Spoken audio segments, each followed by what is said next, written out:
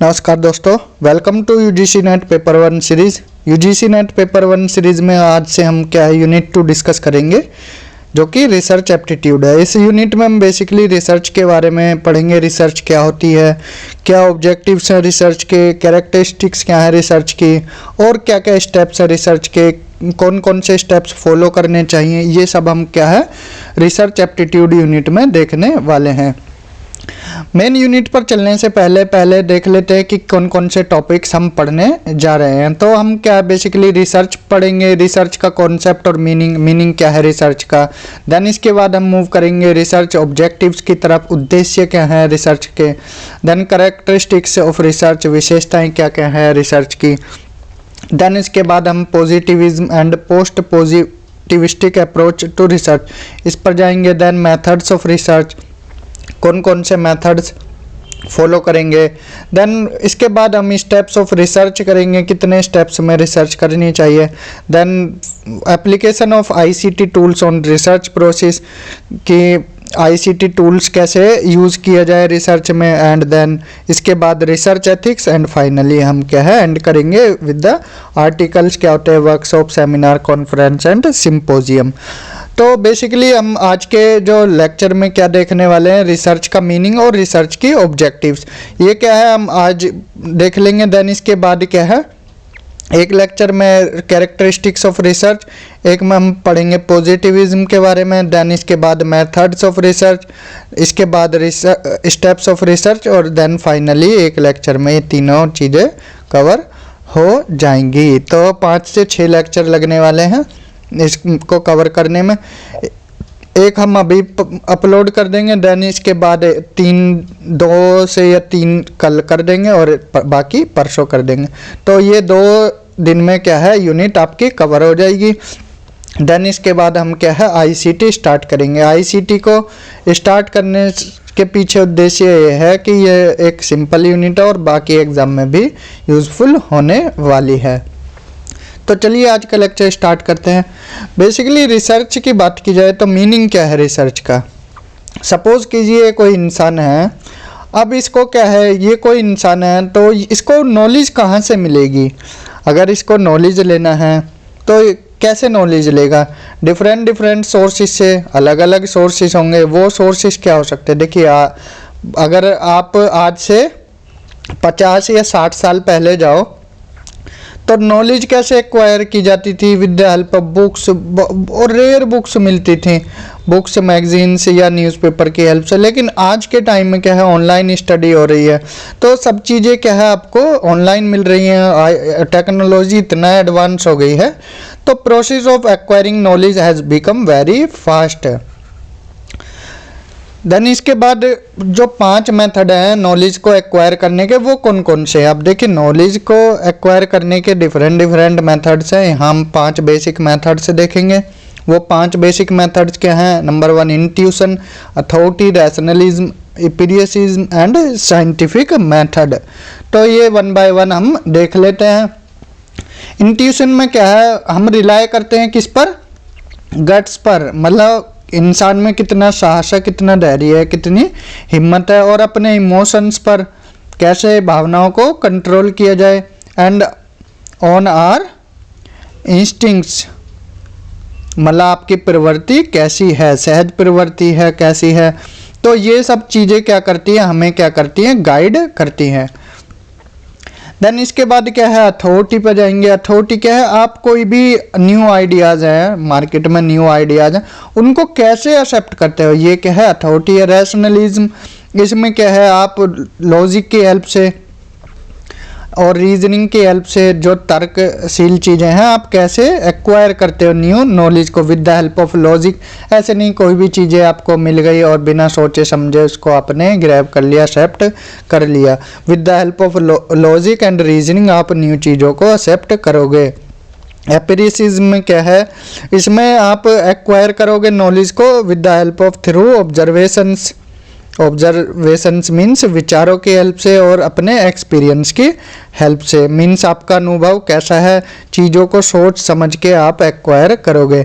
और scientific method, ये important है। इसमें क्या है, ये एक ऐसी प्रोसेस है जिसमें आप सिस्टमेटिक वे में अब कोई भी चीज़ है, ए फॉर एप्पल ही तो पढ़ाते हैं फर्स्ट क्लास में, देन इसके बाद आपको बाकी और चीज़ें सिस्टमेटिक वे में चलता है, सब सिस्टमेटिकली कलेक्ट करोगे और उन चीज़ों को फिर इवेलुएट करोगे, फिर ये भी देखोगे टेस्ट करके कि ये चीज़ें अच्छी हैं या बेकार हैं। तो ये क्या है, साइंटिफिक मेथड है। सिंपल शब्दों में बोला जाए तो a problem is identified, relevant data are gathered, इसमें हाइपोथेसिस होगी और ये क्या है, एम्पिरिकल टेस्ट भी होगा, किसमें, साइंटिफिक मेथड में। इन 5 बेसिक मेथड्स की हेल्प से आप नॉलेज को एक्वायर कर सकते हो और यही 5 मेथड क्या करेंगे, ग्रेजुअली बिकम रिसर्च ओरिएंटेड बन जाएंगे। यही क्या है, 5 मेथड आपकी रिसर्च में बदल जाएंगे।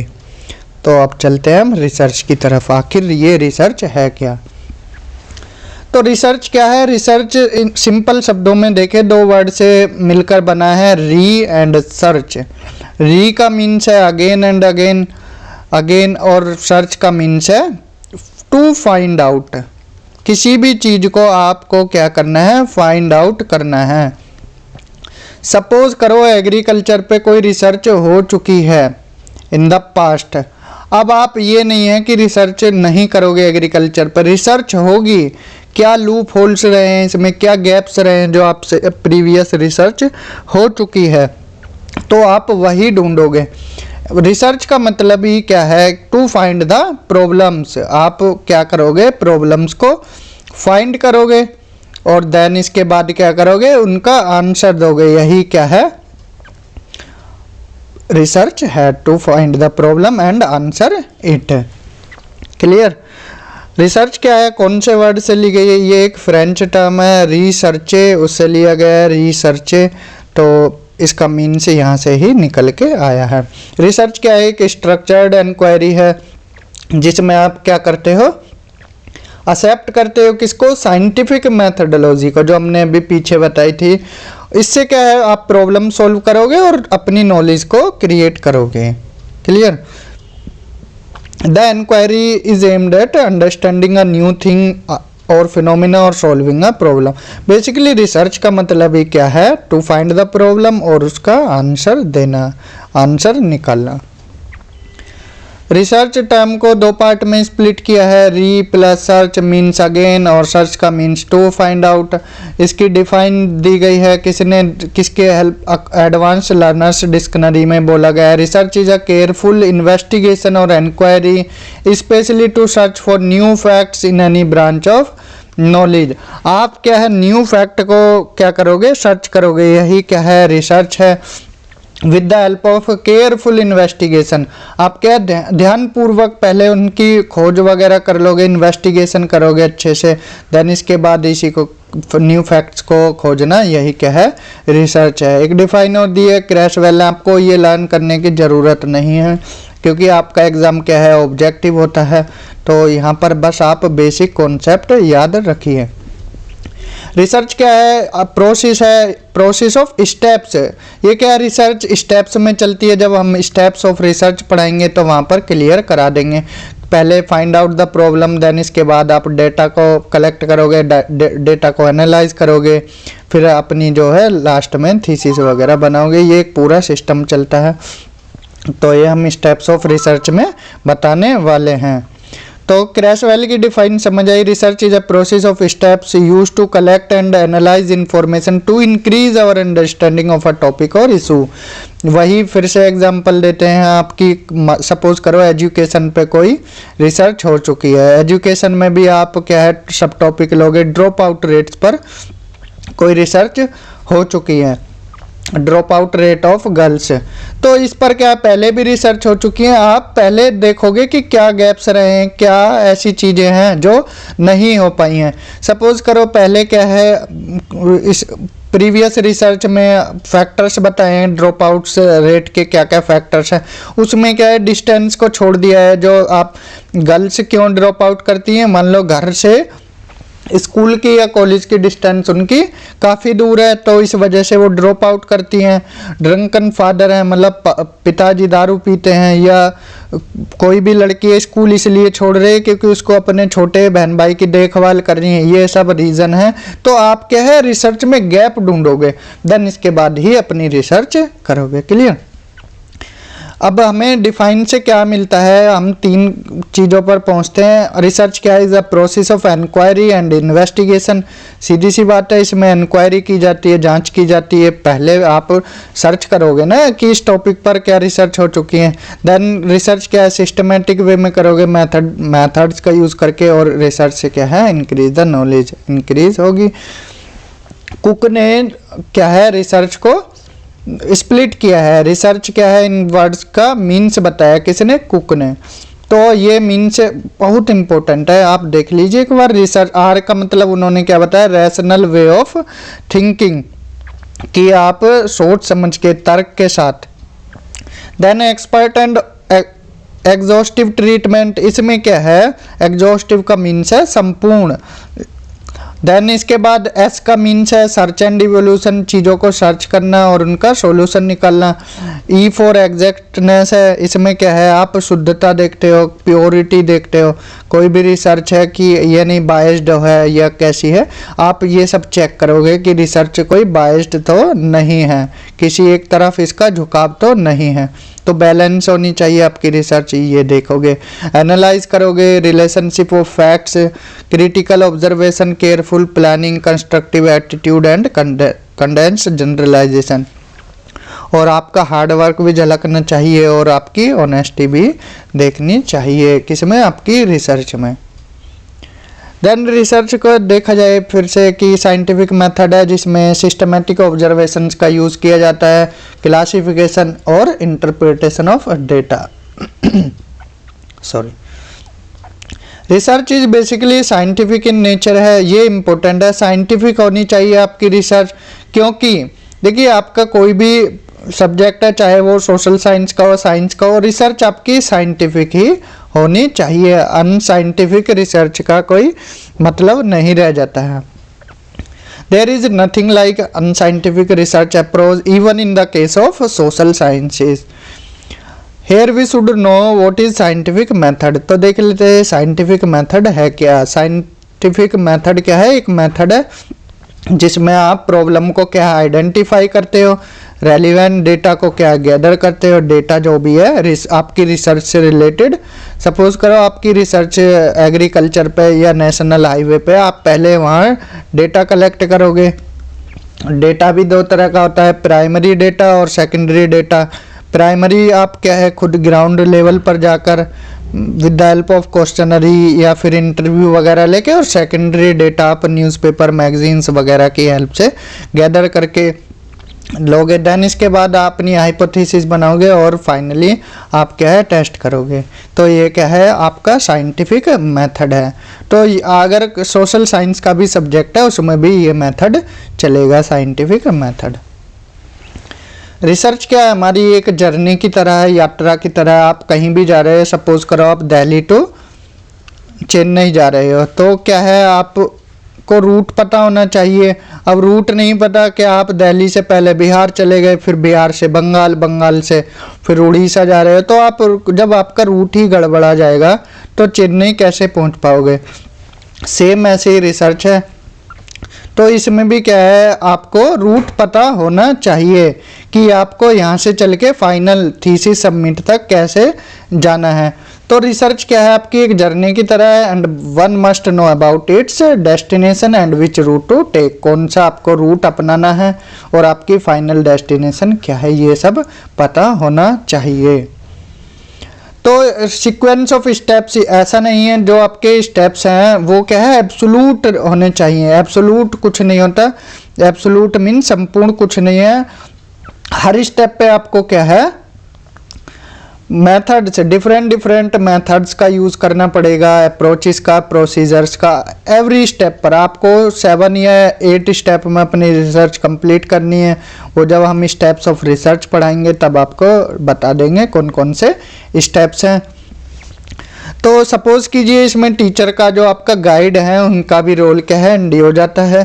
कैसे, अब देखिए कुछ क्वेश्चन उठ के आते हैं। जैसे सपोज कीजिए कोविड-19 का टाइम था, तो कोविड-19 कैसे ओरिजिन हुआ, इसका कहाँ ओरिजिन हुआ, देन इसके बाद कैसे फैला, ये कैसे इरप्ट हुआ, कैसे पूरे वर्ल्ड लेवल पर कैसे फैला, ये क्वेश्चन है। इस पर भी आप क्या है रिसर्च अपनी कर सकते हो। हाउ द कोविड-19 disease has erupted and spread throughout the world.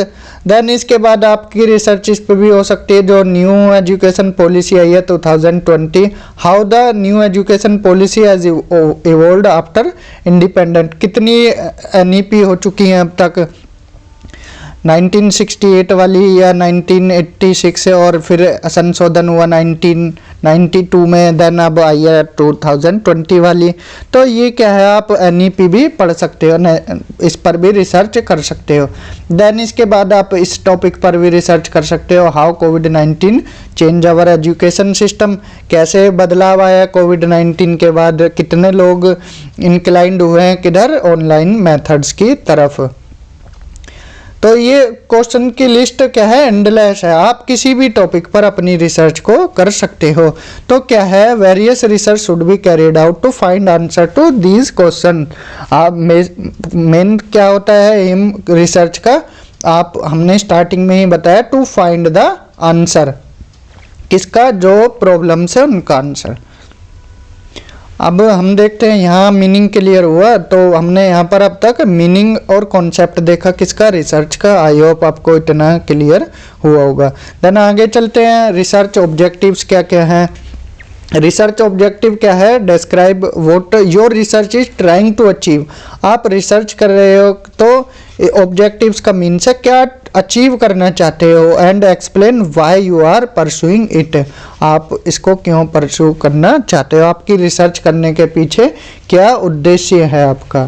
तो वन बाय वन देख लेते हैं। नंबर 1 है हमारा review and synthesise the existing knowledge. ये हम बता चुके हैं कि बेसिकली रिसर्च का मतलब ही क्या होता है, जो आपने पुरानी रिसर्च हो चुकी हैं उनको क्या है आप रिव्यू करोगे, पुरानी रिसर्च का रिव्यू करना, और जो एग्जिस्टिंग नॉलेज है उसको सिंथेसाइज करना। देन इसके बाद क्या है, इन्वेस्टिगेशन करना, किसके, जो प्रॉब्लम्स है, इन्वेस्टिगेट सम एग्जिस्टिंग प्रॉब्लम और सिचुएशन। जो कोई भी प्रॉब्लम्स है उनका क्या है आपको आंसर फाइंड करना है। Offer solutions to a problem. Then इसके बाद explore and analyse more general issues and generate new knowledge. आप कोई भी रिसर्च कर रहे हो, आपका उद्देश्य ऐसा होना चाहिए कि इससे क्या है सोशल वेलफेयर भी होना चाहिए। The objectives of the research must be social perspective. Social perspective के हिसाब से आपकी रिसर्च होनी चाहिए। And to improve the understanding, इससे क्या है आपकी अंडरस्टैंडिंग भी इम्प्रूव होनी चाहिए। ये कुछ ऑब्जेक्टिव्स हैं किसके, रिसर्च के। तो अपनी आप जब भी रिसर्च करोगे उसमें क्या है मिनिमम 3 ऑब्जेक्टिव्स होने चाहिए और मैक्सिमम 7 ऑब्जेक्टिव होने चाहिए। ये क्या है बेस्ट मेथड होता है। तो हमने यहाँ तक क्या देखा, meaning of research and research objectives. तो नेक्स्ट लेक्चर में हम क्या है कैरेक्टरिस्टिक्स ऑफ रिसर्च देखेंगे, और उसके बाद क्या है हम मेथड्स ऑफ रिसर्च देखेंगे, कौन कौन से मेथड्स हैं और स्टेप्स ऑफ रिसर्च, ये सब देखेंगे। देन इसके बाद ICT का क्या रोल है किसमें, रिसर्च में, और सेमिनार सिंपोजियम ये सब देखेंगे। तो आज के लेक्चर में इतना ही। Thank you, have a good day.